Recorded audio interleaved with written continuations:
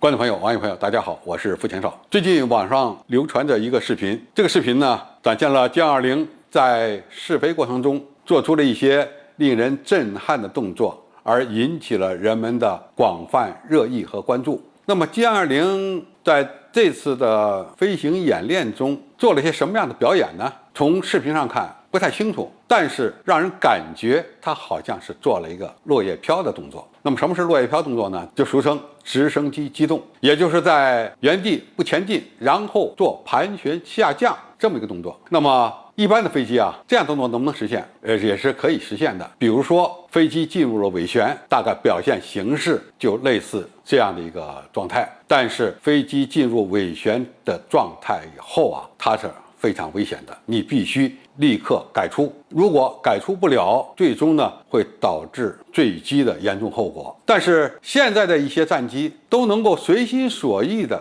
进入尾旋动作，甚至呢实现类似于落叶飘的这么一个飞行。那么它是怎么实现的，又是怎么改出的呢？是因为这样的飞机拥有了推力矢量技术，比如说在发动机尾喷管这个地方装了一个可以上下左右活动的尾喷管，那么通过尾喷管所产生的推力矢量就能改变飞行器的姿态，从而随心所欲的进入尾旋又改出尾旋。这个完全呢是靠飞行员来控制的。但一般的飞机呢，要想有意识的进入尾旋不容易，那么进入尾旋以后要想改出又非常困难，非常危险。但是有了推力矢量喷管以后，这些都不在话下了。那么这个视频如果是真的，它说明了什么问题？说明了歼20有可能配装了推力矢量喷管。那么过去的歼20战机它采用的喷管还是相对比较普通的收获喷管，以适应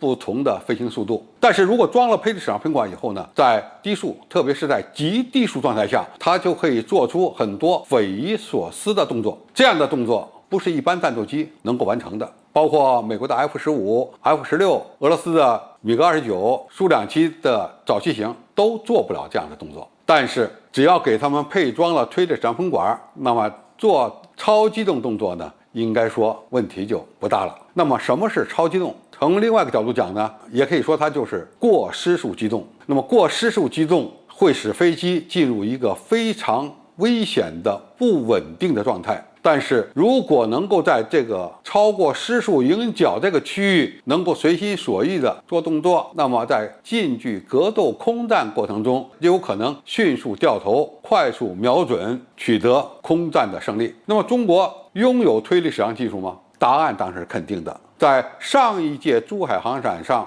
我们国家自行开发的歼10B推力矢量技术验证机就曾经在观众面前做了非常精彩的飞行表演。它不但能够随心所欲地做小半径筋斗、落叶飘这些动作，甚至呢还能够实现眼镜蛇机动。那么什么是眼镜蛇机动？可能很多网友都清楚，飞机在一定的速度状态下突然减速，然后呢扬起机头，仰到多大角度呢？120度左右，也就是机头向后，机尾向前。在这样的状态下，它依然能够迅速地恢复到前飞状态。那么过去的眼镜蛇机动最早是谁实现的呢？是苏2期在巴黎航展上做出来的。但是这样的一个动作实际上整个过程不可控，飞行员解除了迎角限制按钮之后迅速拉杆，然后保持稳定，那么这个动作呢就会自动做出来。因此早期的苏2期所实现的眼镜蛇机动实际上是个摆动动作，而有了推力矢量喷管以后，虽然它也能够做出这样的动作，但是这个过程中飞行员可以中途改变它的操纵，从而实现更多的匪夷所思的机动动作来。那么既然我们国家的歼10B推力矢量技术验证机能够做出这样的动作，说明它已经配装了国产的推力矢量喷管。那么这个技术一旦成熟，就有可能推广。一个是推广到歼10的各种型号上，比如说歼10B、歼10C 配了这样的推力矢量喷管呢，都可以实现过失速机动了。那么再一个推广就是用在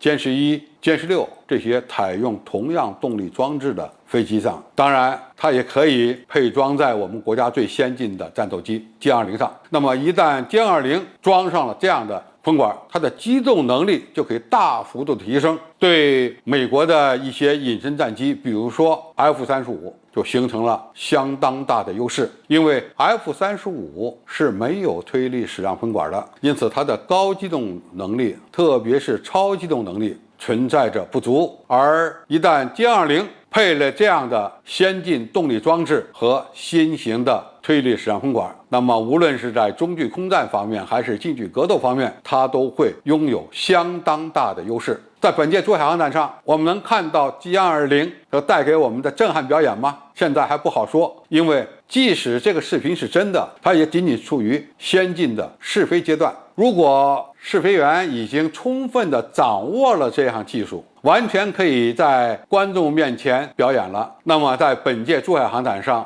那么我们就有可能见到最新型的歼20的改进型，为我们带来一场飞行表演的盛况。那么这样的前景当然是我们所期盼的。好，今天介绍就到这里，谢谢大家收看。感兴趣的朋友，我们可以在下面的留言区留言交流讨论。我们下期再见。